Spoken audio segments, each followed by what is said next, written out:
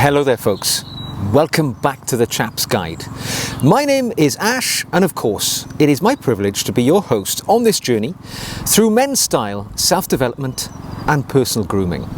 As you know, I like to include quite a bit of watch related material within the content we do on the channel, and the primary reason for that is because I am a big watch enthusiast. I'm a fan and I like to perhaps assist some other potential fans in their journeys into the luxury watch world to get the pleasure that I have had from owning some beautiful watches over the years. Now today's video, I hope to compare two watches which may assist you if you're in the market to enter the wonderful world of Rolex. Because Rolex as a brand, I think it's fair to say, their sort of brand cachet has never been higher than it is today.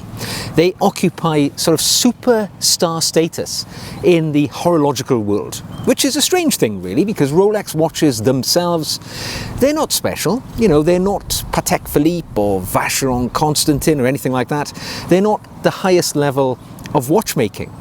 But what they are is functional, credible wristwatches which are seemingly relatively well priced if you can get them at retail price. And that's the issue. If you can find a Rolex at its actual retail price, you're doing rather well in the world today. Because Rolex has been deeply affected by quite simply the economics of supply and demand.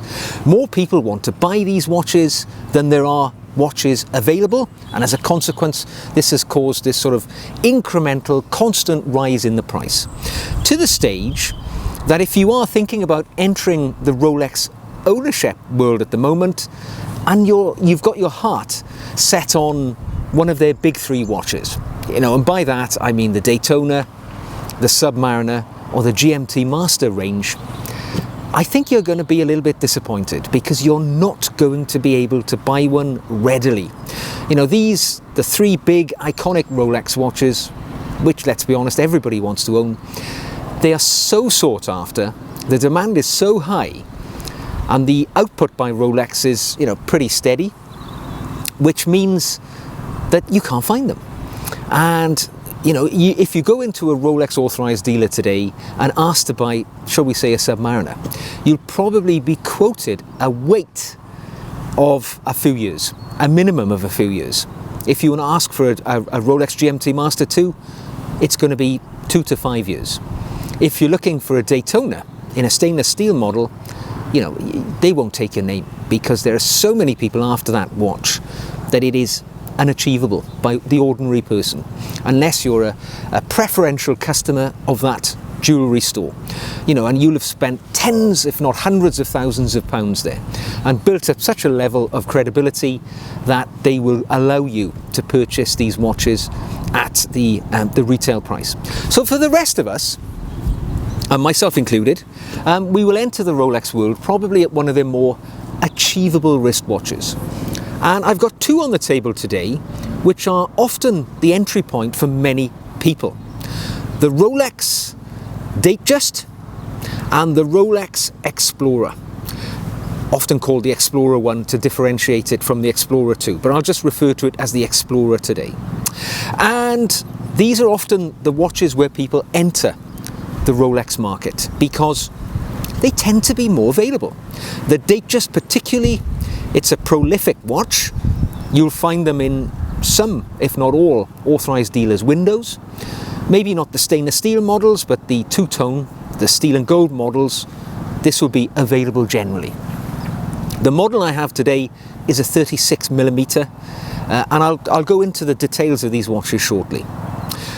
On the other side of my table here, I have the Rolex Explorer. Again, 36mm, so quite comparative, these two pieces. Again, stainless steel. And a watch which is kind of the entry level into the Rolex professional range. So those highly sought after watches like the Submariner, the GMT Master and the Daytona, they're in the what is referred to as the Rolex professional range, you know, commonly referred to as the sports models. So I'm going to talk about both these watches, what makes them perhaps an excellent entry point into Rolex, and I'm going to render for you my decision. what I think might be the best one to choose. Now, I own both of these watches, so I'm not biased in any way. At the end of the day, I'm not selling either of these watches. These watches are coming with me on a life journey. So I can give you an opinion based on actually my lived experience with both of these watches over a long period of time. So hopefully it'll be helpful to you if you're thinking about buying a Rolex and you're undecided upon which model to invest your money and to give some wrist time to. So let's talk about both watches individually, and then we'll come back and we'll have a discussion about which I think is the best and might be the best entry point for you as a potential Rolex purchaser. Okay, let's begin where the Rolex story in the modern era really begins, and that is with the Datejust. That watch, which is currently, I believe, the oldest watch in the Rolex catalogue, because this watch was created in 1945, and it's weathered these decades remarkably well. It still has the DNA of its original grandfather, and the watch has changed little. It is still a classically elegant wristwatch, and it has many attributes going for it, not least the fact that you can generally find them in authorized dealers. So what draws me to the Datejust in particular? Well, quite simply, this is my oldest wristwatch. This is a 2018 model that I purchased in 2018, and its reference number is 116234. It's fair to say this model has been superseded now. There's a newer model which has a different movement, but for all intensive purposes they look exactly the same. And the current movement has a 70-hour power reserve. This one has a 40-hour power reserve, so that's where you can see the improvements as time goes on. And of course, Rolex always endeavours to keep its watches relevant and up to date, which is a great aspect of what they do. Now, what do I like about the Datejust and what's so special about it? Well, for a start, it's a watch which is available in a number of different sizes. For the ladies, you can have the 26mm dial, the 31mm dial. It's available in the 36mm dial, which is ideal for a gentleman, or maybe for a lady with a larger wrist. And it's also available in a 41mm dial. So there's a lot of diversity within the Datejust range, and I think that is one of the key elements why people are drawn to this watch, because there is so much choice you can have when you're thinking about buying a Datejust. There is so much versatility. So for a start, there's the dial itself, probably the aesthetic thing which draws you to a watch. And the dials on the Datejust come in a number of different colours, different motifs. Over the years, they've come with diamond settings, with various different, finishes to the dial. The particular model I have is a blue dial, which is fairly attractive, it's fair to say. Blue is my favourite colour, hence my choice. It has, I believe, what's called the sunburst effect, so it has this sort of radiating sun, a sort of shine on the dial, which is very beautiful, and it's got simple baton markers. Other models can have diamond markers for the hours. This is a simple baton markers, and it's very attractive. Quite simple, quite straightforward. The Rolex crown on the top at the 12 o'clock position makes it easily identifiable as a Rolex. So lots of different dials you can have with your Datejust.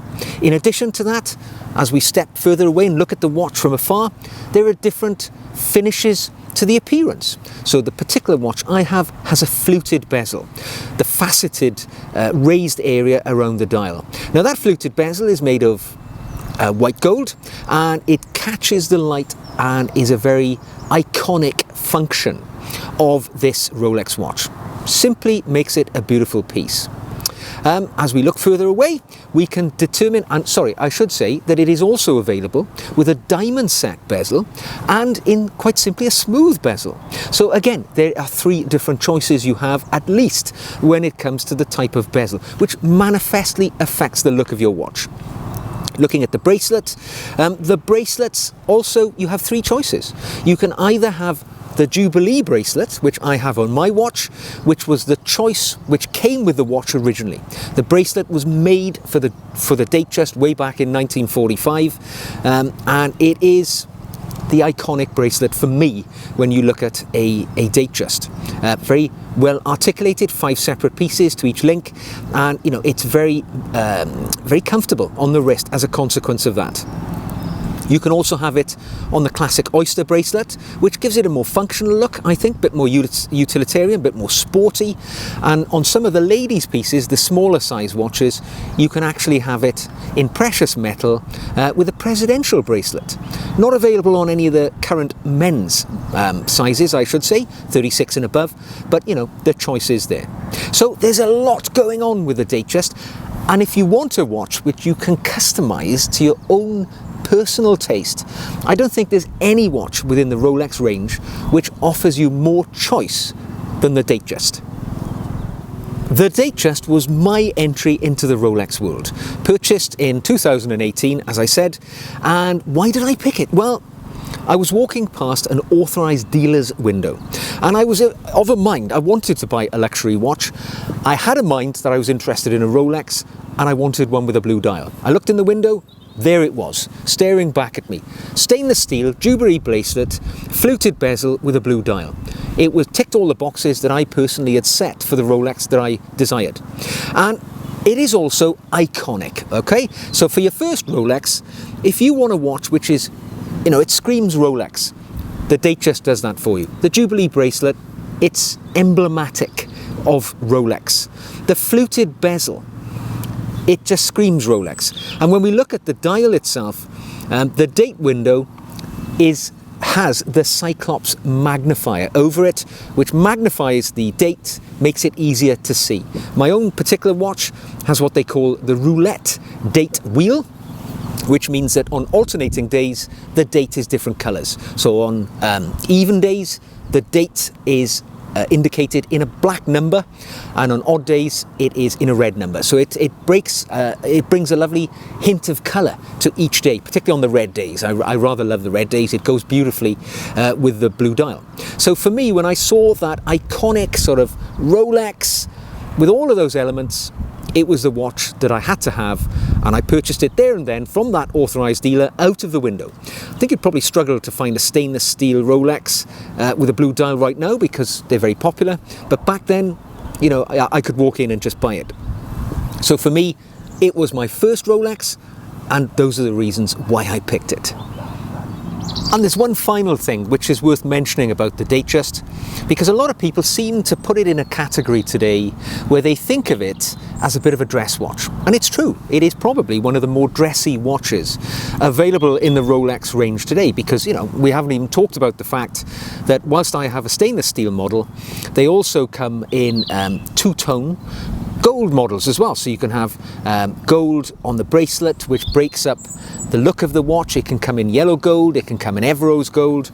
So as I say, personalization is very much available. So people often think of it as a dress watch, but they neglect to remember that this is an Oyster Perpetual case, all right, like all of the Rolex pieces really, and it has a screw down threaded crown, which means we have 100 meters of water resistance in an Oyster Perpetual case, which, whilst people don't often think of this as a sports watch, it is every bit as capable of any of its cousins in the professional range.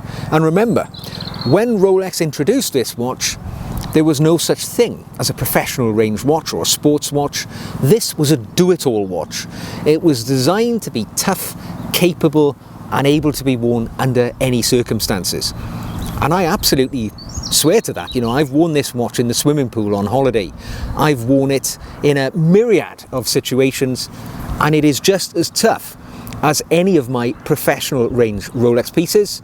So do not for 1 minute write off the little Datejust as just a dress watch. You'll be really underestimating it if you think that. Okay, so let's talk about our entry or potential entry into the Rolex professional range. And we start in that world with the Explorer. The Explorer is a really simple watch. Unlike the Datejust, It doesn't have a date function, so it's just a time-only watch. 3 hands on the dial. Quite simple, 36mm. Now over the years, because this watch has been around since 1953 when it entered the Rolex catalogue, so it's only, it's less than 10 years behind the old Datejust, but when the Explorer entered the catalogue, it was 36mm. Over time, Rolex has changed it a little.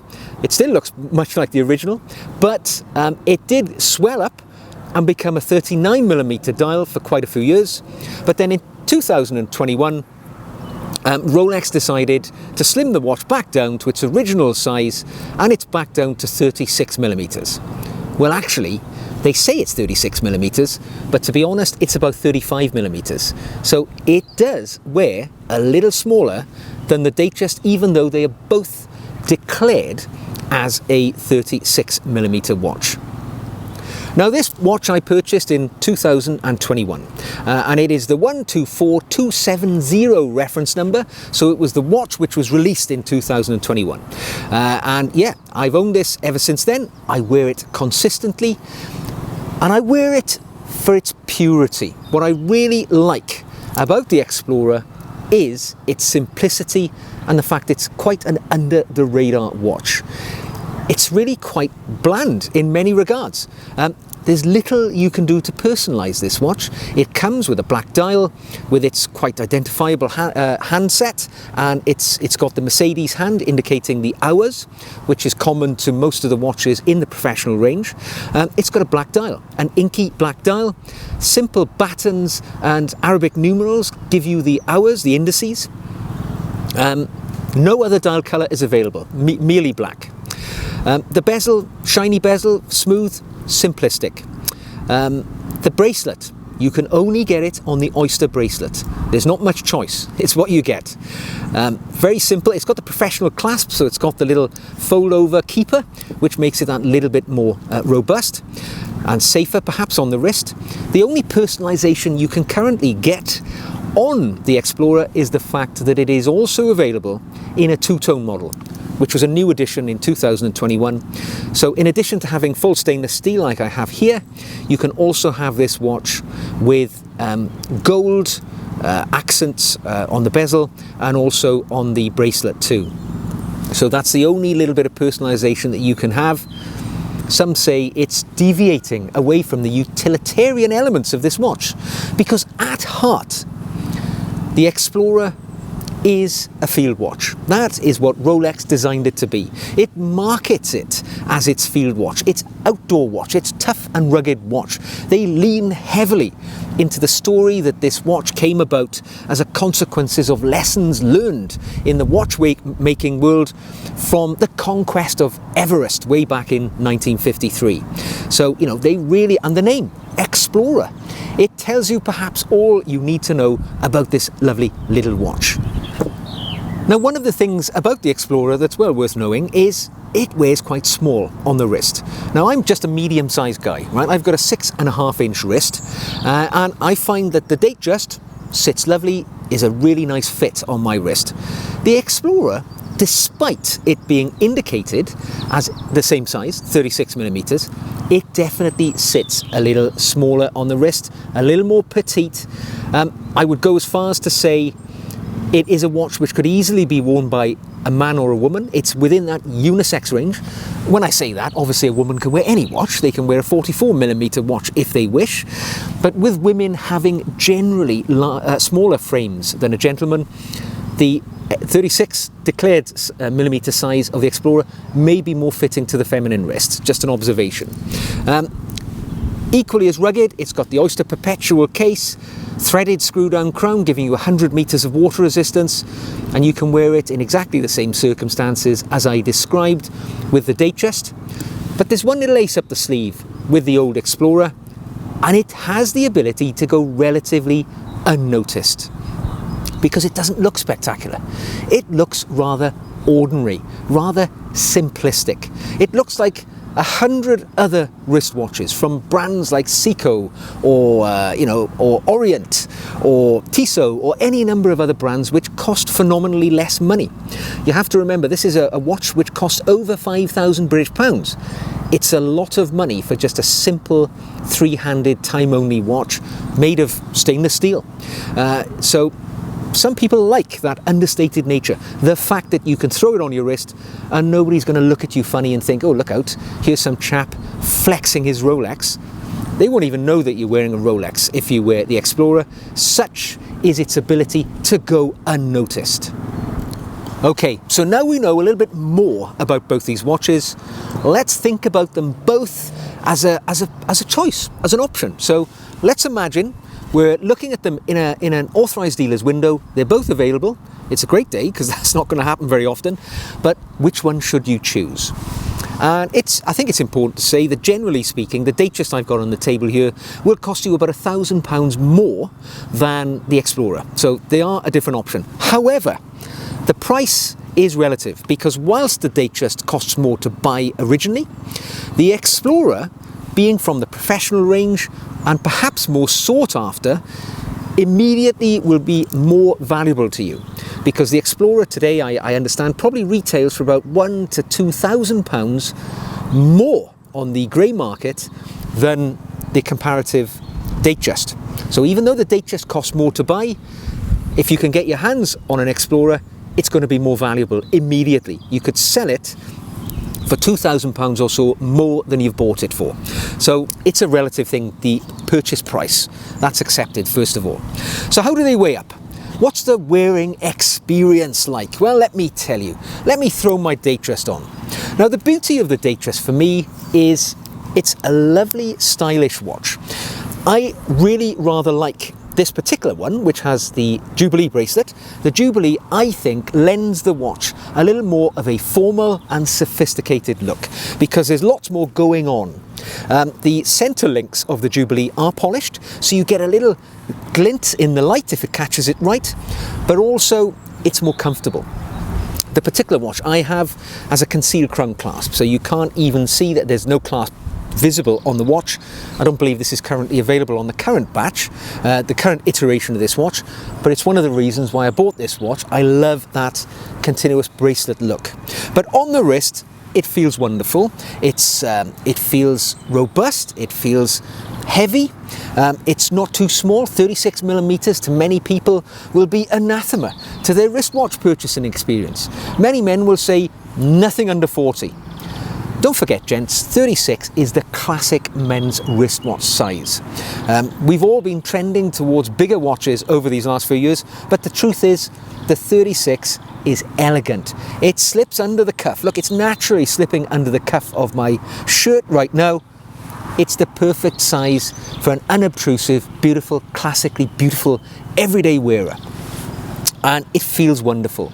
The light catches the facets on the fluted bezel, the sunburst effect on the dial. It's really a lovely and attractive watch to wear. Nothing to argue about that. You certainly won't get wrist fatigue. It's not a big heavy watch. And as I say, nice, easy piece to wear. Okay, how does it weigh up against our good friend, or its relative, the Explorer? Well, what can I tell you? I'll slip it on the wrist. The Explorer, on the other hand, shares many of the qualities as you would imagine. All right, they're very much similar. However, interestingly, the Explorer wears noticeably smaller than the 36mm equivalent watch in the Datejust. That's something which is worth being aware of. It definitely wears smaller. The Oyster bracelet really makes the watch feel a bit more utilitarian. It definitely feels more sporty. Just my personal thoughts, I think the Oyster lends more to sporty watches than the Jubilee. But the big thing for me, all of the other qualities, slips under the cuff on the watch, on the wrist of the shirt, no problem at all. Shares many of the qualities indeed, but it's a bit smaller, it's a bit more petite, and yeah, if you like that sort of thing, it's going to be perfect. If you want to walk around a big city and you're not going to be worried that people will spot that you're wearing an expensive luxury watch and thus place yourself in a position of, being worried about being mugged or assaulted for your watch, you probably won't find that with this little fella because it's very much unobtrusive. Nobody will notice, which might be a negative, because if you like your watch to be luxury and you've saved up money for it, do you want a watch which nobody's going to notice? You know, it's up to you. Personal preference, rather subjective. But they wear very similarly, but in many respects they're very different watches. The Datejust, a little bit more dressy, a little bit more sophisticated. The Explorer, much more simple, much more utilitarian. And let's not forget, not quite as capable, because the Datejust, as its name suggests, benefits from that date complication. There's nothing going on here, just the time. So if that's something you can live with, the Explorer might be the watch for you. Okay, so it's worth talking for a moment about the availability of these two watches, because whilst I say it would be a great way to enter the Rolex world, can you actually do so? Can you buy them? Yes, of course you can. I mean, all Rolex watches are available if you're in the right place, the right time. But with these two pieces, they are a little bit easier to get than all of the other ones we've talked about. The Datejust more so, all right, because the Datejust has this huge range. And, you know, not everybody loves every type of watch. So it's fair to say over recent years, the two-tone version, the gold and steel version, has been less popular than stainless steel. I see that changing. I think two-tone watches are definitely becoming more sought after. And I think fashion or style is cyclical. It's heading around. I think gold is coming back in a big way. So don't worry about that. You know, if you can only find a two-tone, I don't think you'll regret it in the long run. But I think you'll definitely find it easier to get your hands on a Datejust than you will any watch from the professional range. The Explorer, I bought from a Rolex authorized dealer that I've previously bought Rolex watches from. So I'm kind of a not well-known, but you know, I'm a regarded customer. I've purchased watches there before. They know I'm not a flipper. I'm not going to buy the watch and sell it for a profit. So I was probably somewhat higher up the pecking order than some random chap who goes in and says, I want an Explorer. So they favored me with the watch, and I waited 9 months. So the watch was released in April of 2021, and I picked it up, I think, in November last year. So, you know, 9 months or so later-ish. So yeah, it was attainable. Today, of course, we're a bit further down the road. Rolex continues to be this runaway juggernaut of desirability. It's probably going to be harder to get now than it was then. But yeah, you can still get these watches if you're prepared to wait, build a relationship with an authorized dealer, and you know, be a trusted customer. But at the end of the day, you will definitely find the Datejust a lot easier to get your hands on than the Explorer, despite the fact that the Explorer is worth less initially, but of course worth more if you were to sell it on. Right then, so the time has come for me to make a decision. I am going to strap one of these watches back onto my wrist now, and that's going to be my winner. My winner in so much as, if somebody asked me if I could choose just one of these two watches to take forward for the rest of my life, which one would it be? So that's kind of the mindset I'm going from when I make this decision. And for me, there can be only one winner. And the watch I'm going to put on my wrist is the Datejust. I know a lot of people will take issue with that. They will say, oh, God, no, you have to choose the sports watch. That's what everybody wants. Well, yeah, if that's what you want, that's perfect.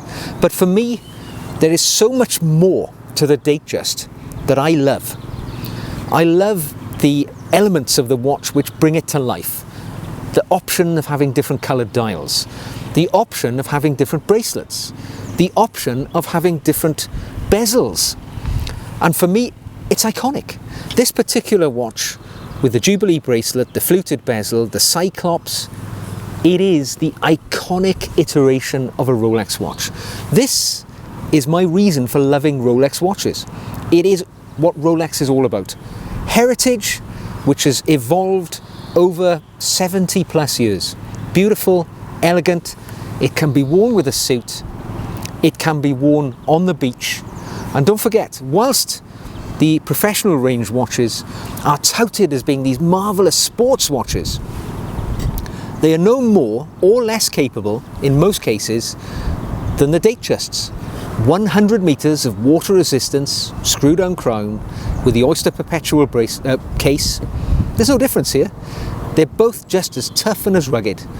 But this Datejust has a little bit more going on. So for me, this is the watch which I would choose if I were only able to choose one. Now I'm sure you'll have a different opinion. You might think something totally different. If you do, let me know in the comments section below. I would love to hear from you. If you've enjoyed this video today on my discussion over which to choose, the Datejust or the Explorer, I would encourage you to give us a thumbs up. And don't forget, if you like this material, you know the drill, click the red button, join us as a subscriber, come on the journey with us.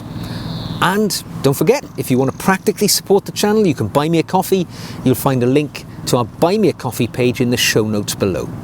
So until the next time, you wear the watch that you love. Wear it with pride, with passion and panache, and you won't go far wrong. It doesn't matter what's on your wrist. If you can hit those 3 Ps, it's working for you.